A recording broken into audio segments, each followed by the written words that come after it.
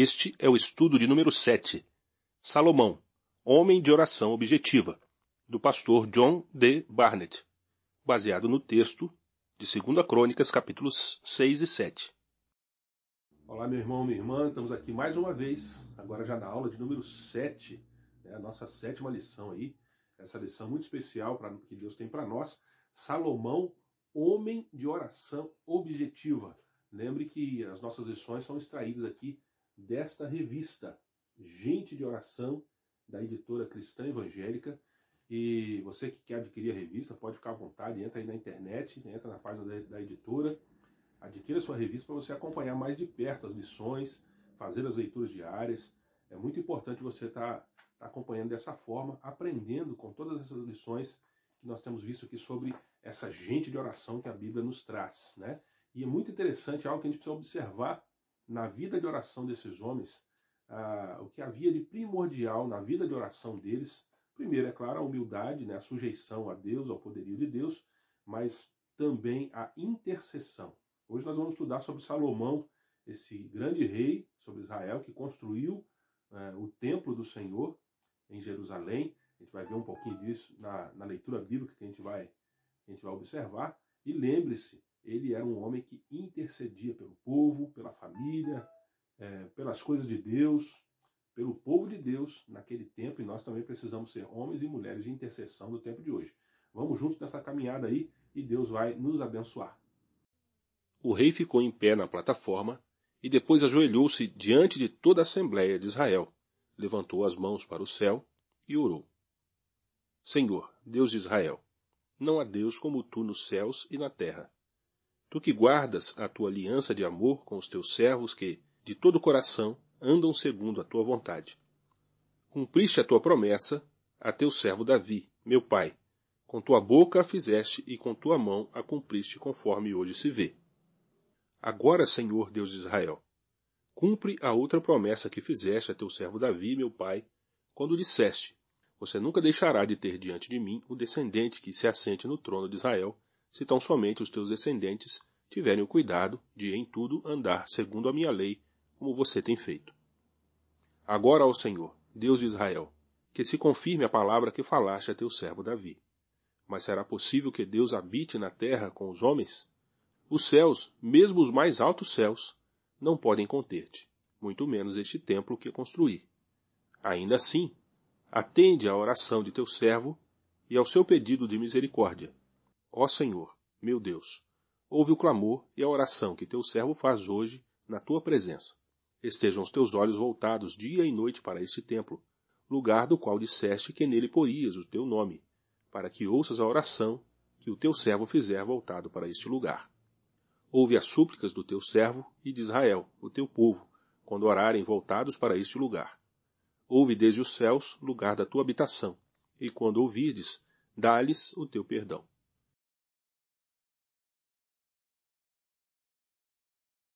Muito bem, Salomão foi um grande rei, filho de Davi, entre o povo de Israel, o terceiro rei, na verdade, né, de Israel, o segundo na dinastia de Davi. Começou com Davi ali, um homem segundo o coração de Deus, escolhido por Deus, ungido por Deus para ser rei.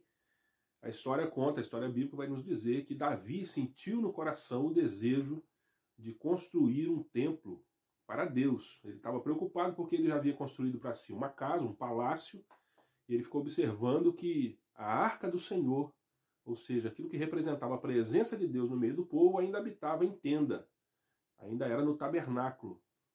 E ele então sentiu um grande desejo de construir para Deus um templo, uma casa construída de pedras, né, com toda a suntuosidade necessária e que seria dedicada a Deus. Deus vai falar para ele, olha, você foi um homem sanguinário, você tem sangue nas suas mãos, você é um homem de espada, de guerra, de lutas.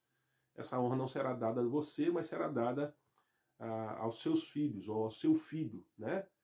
E essa honra, então, é passada para Salomão.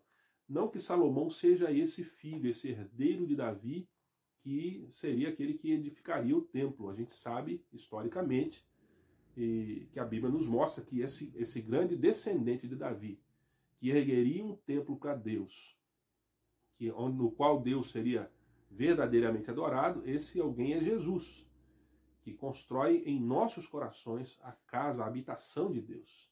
Você que acredita em Jesus, você que confia que Jesus é Deus entre nós, é Deus encarnado, você que confia nele, você tem edificado no seu coração o templo, o local da verdadeira adoração.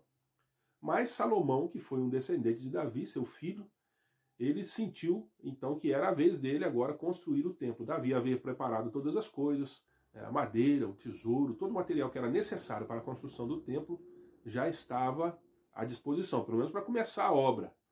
E Salomão, então, ele vai se imbuir de construir esse grande templo. Era um templo, era um local que foi chamado de casa de oração, um local onde o povo poderia se dirigir a Deus, buscar a presença de Deus, estando eles ali em Jerusalém ou não.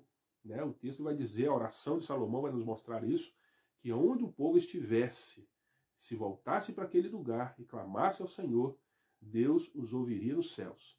24 horas por dia, manhã, tarde, noite, qualquer momento que o povo se dirigisse para Deus, ele estaria pronto para atender. Esse é o local que foi criado para ser um local de oração, um local de adoração ao Senhor, um templo. Mas será que esse templo físico, esse templo suntuoso que foi construído ali em Jerusalém, era verdadeiramente a casa de Deus? Vamos lá, vamos caminhar e vamos aprender um pouco mais sobre isso. Ao estudarmos aqui essa oração de Salomão, nós aprenderemos princípios que devem nortear a nossa vida de oração intercessória. Então vamos nos concentrar aqui, vamos nos concentrar nesses princípios, porque nós devemos realmente absorver esses conhecimentos, absorver essas práticas na nossa vida de oração, principalmente na oração pelos outros, na oração intercessória, que nós devemos sempre praticar em nossa vida de oração.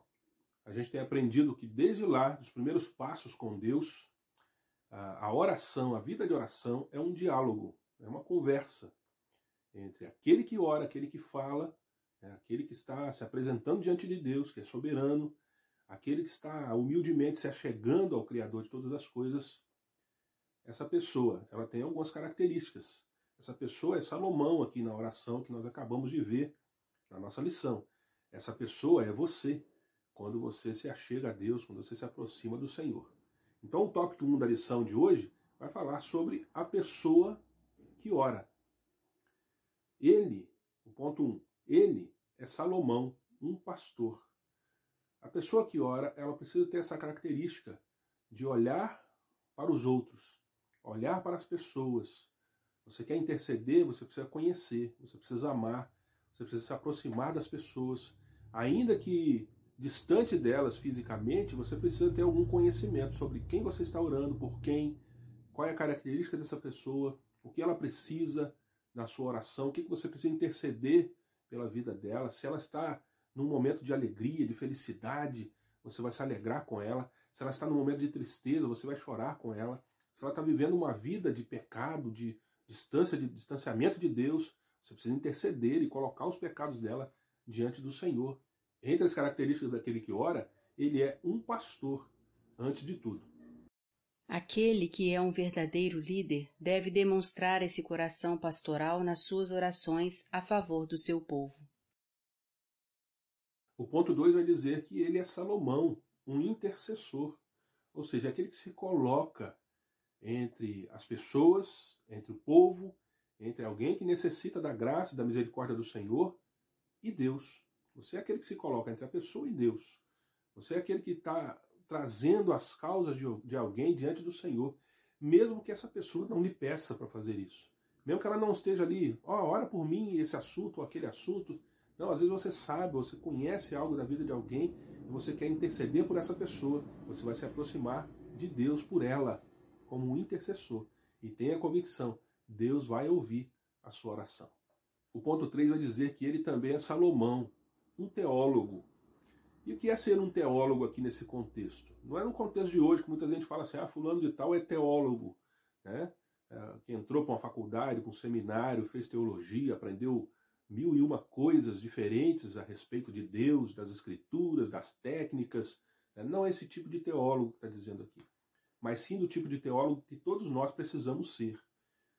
Teologia é conhecimento de Deus.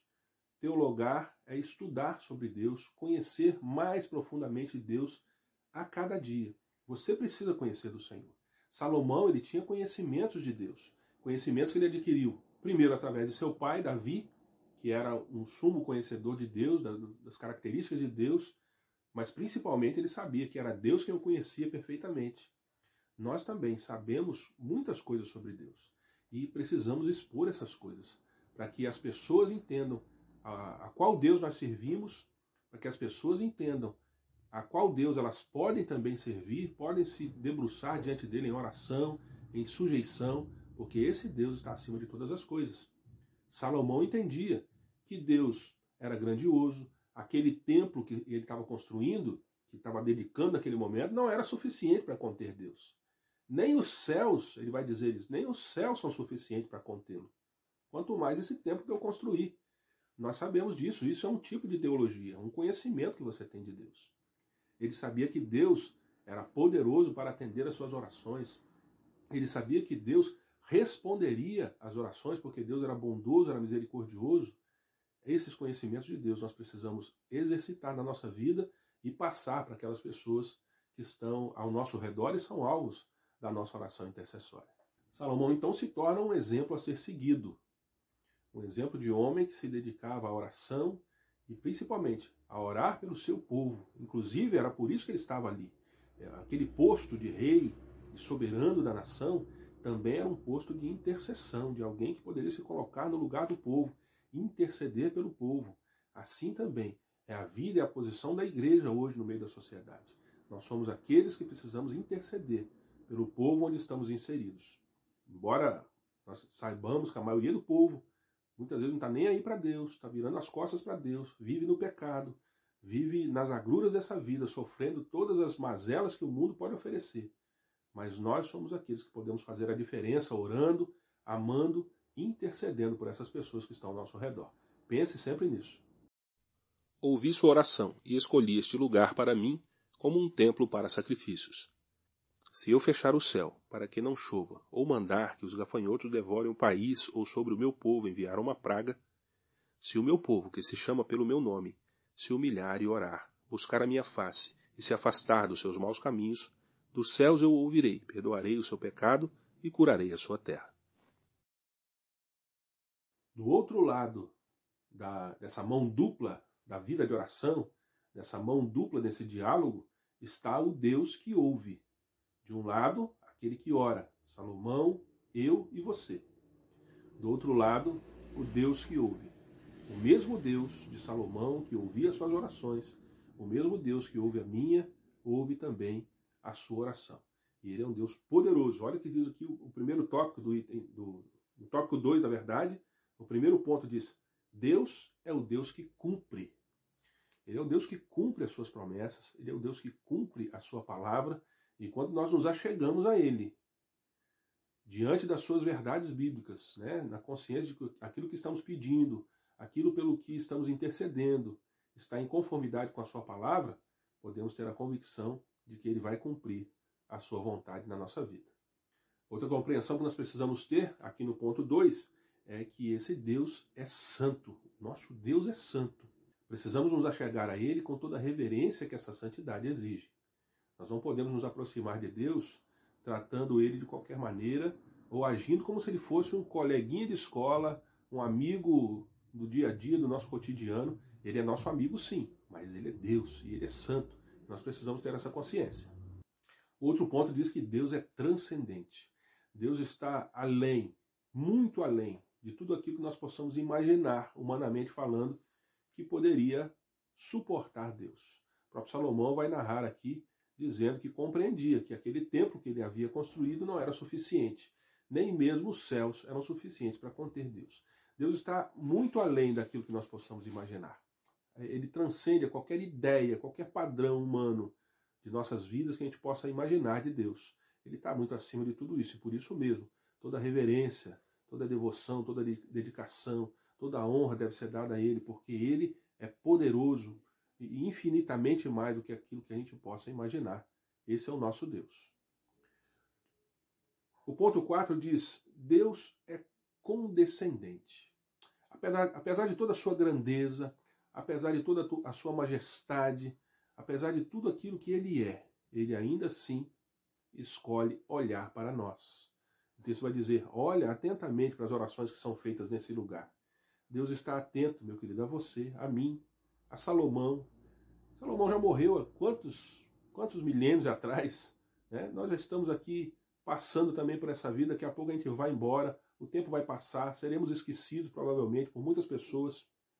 Deus ainda assim olha para nós, mesmo na nossa insignificância, mesmo nós não sendo nada diante de Deus, nós somos vistos por Ele. Ele ouve a sua oração. Não importa se você está num templo de Salomão, lá no antigo Israel, no antigo Jerusalém, não importa se você está dentro do seu quarto hoje, não importa se você está na sua sala, se você está no seu seu lugar secreto de oração, seja ele qual for, Deus está atento à sua oração. Pense sempre nisso. O tópico 3 vai falar sobre o modelo de oração intercessória. Eu quero me ater aqui com você a um princípio muito simples. Nós precisamos orar pelos outros. E muitas vezes no nosso tempo, as igrejas dos nossos dias, infelizmente, têm ensinado as pessoas a buscarem para si mesmas. De que maneira? Orando por suas famílias, pelos seus bens, pela sua casa, por coisas que dizem respeito a elas. Muito embora essas petições envolvam outras pessoas. Como eu falei aqui, quem não quer orar pela família, e é claro, é necessário você orar pela sua família. Mas muitas vezes as nossas orações têm ficado reduzidas a isso, a orar pelo que diz respeito a nós, por aquilo que nos faz bem, por aquilo que nos gera conforto, que nos gera segurança pessoal. E muitas vezes esquecemos que existem outras pessoas, outros povos, outras famílias que precisam das nossas orações. Salomão estava preocupado com isso na sua oração.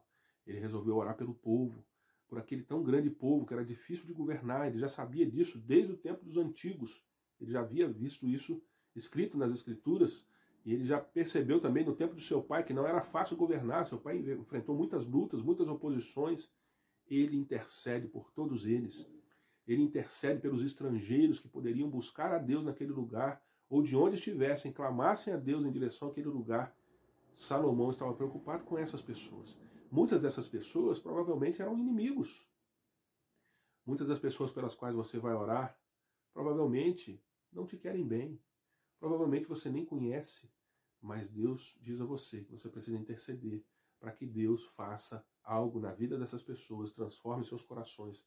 Nós precisamos, como homens e mulheres de Deus, interceder por essas vidas. Pense sempre nisso na sua vida de oração intercessória.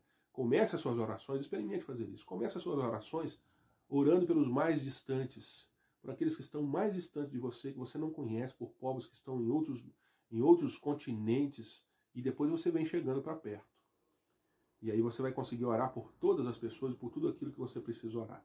Quando a gente começa orando por nós mesmos e começa a ir daqui para fora, a gente muitas vezes não passa da nossa rua, a gente não consegue sair da nossa rua, a gente vai ficar preso ali, ou da nossa cidade no máximo. Mas quando oramos de fora para dentro, nós entendemos que precisamos orar por aqueles que estão distantes, principalmente distantes do Senhor. No tópico 4, a gente vai entender que o nosso Deus é um Deus misericordioso, é um Deus amoroso, é um Deus de graça, é um Deus que responde às orações dos seus servos. A gente percebe aqui Deus respondendo essa oração de Salomão e do povo por dois momentos. O primeiro deles é quando a sua Shekinah, a sua nuvem brilhante, enche o templo, dando o sinal de que ele estava atento ao que estava sendo dito ali, e ele aceita aquela consagração, ele aceita aquele momento, ele aceita a oferta que estava sendo dedicada a ele através da oração do rei e do seu povo. E também um segundo momento, já no capítulo 7, quando ele, em uma visão, responde a Salomão que aquilo que ele havia pedido, aquilo que ele havia orado, estaria sendo respondido desde que o povo se colocasse temente a Deus, o buscasse em todo o tempo, e ele então responderia às suas orações. O nosso Deus é um Deus que responde. Você pode ter essa certeza, essa convicção. Não é no nosso tempo, não é no nosso tempo, é no tempo de Deus. E a gente sabe que o tempo de Deus é o melhor para cada um de nós. Quando Deus responde às nossas orações, será que demonstramos a mesma reação de adoração e louvor? Quero concluir essa lição com duas perguntas simples. Primeiro, como é que está o nosso coração e o nosso pensamento a respeito do nosso ministério de oração intercessória? Porque é um ministério que cada um de nós precisa ter. Como é que está isso no seu coração? E segundo, você tem pedido sabedoria a Deus para exercer esse ministério de oração intercessória por toda a sua vida, por todo o tempo que Deus permite você estar aqui nesse mundo? Você tem pedido sabedoria a Deus para isso? Ou você tem escolhido os seus motivos de oração de qualquer maneira? Uma sugestão que eu te dou aprenda a colocar no papel, anotar as pessoas pelas quais você quer orar, interceder por elas. É muito comum a gente se esquecer dos pedidos que as pessoas nos fazem, né, de sentimentos, hoje em dia é muito fácil pelo WhatsApp alguém pedir ali uma oração e a gente dizer que vai orar e acabar se esquecendo. Aprenda a anotar, aprenda a consultar essas anotações para que você continue intercedendo por essas vidas que precisam da sua intercessão. Que Deus possa abençoar a sua vida, abençoar a sua família, abençoar todos aqueles que estão à sua volta, porque é um ministério que você precisa exercer na vida de cada um deles. E que Deus te abençoe nessa caminhada.